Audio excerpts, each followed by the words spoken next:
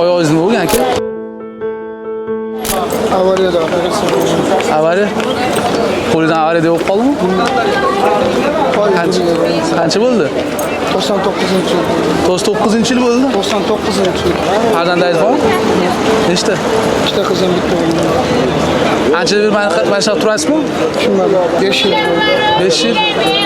Ish nima? Ish bo'lmayaptimi? Arava yetalardim. Aha.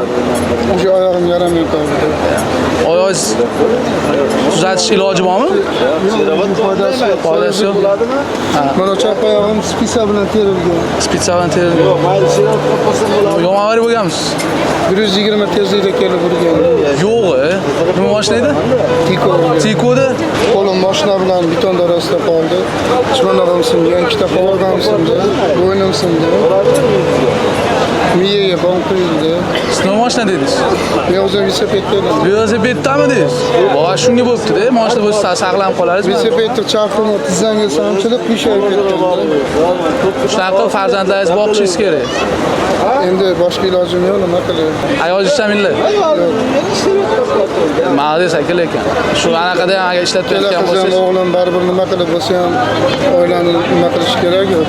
Hozir buni ko'ryapsiz, kommunal to'lovlar qimmat. shunaqa.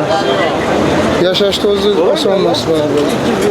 Endi o'zimizni Andijonda ham baribir deyarli unaqa ish yo'q-da baribir. Andijonlikmisiz? Andijonda. Uydagilar Andijondami? Qanchada borib kelasiz? Qanchada bir 10 kun, 15 kunda bir borib kelasiz? Yo'l kiralar ham qimmat. 200 mingda yo'q. 200 ming. Gap yo'q. Shu holatingizda ayolingizni ishlatmasdan o'z boqayotganingizga lekin gap yo'q aka. Ularni ishlata olmayman. Ishlata olmaysiz. To'g'ri kelmaydi-da, ko'rib turman. Erkak kishi bo'lib turib ayol kishini ishlatish menimcha to'g'ri kelmaydi. Hurmat qildim siz aka. Aka, men bu mana shu Rustam tog'adan sizga uyga borib kelasiz, ro'zg'or qilib, shu cho'cha hisob qo'ying.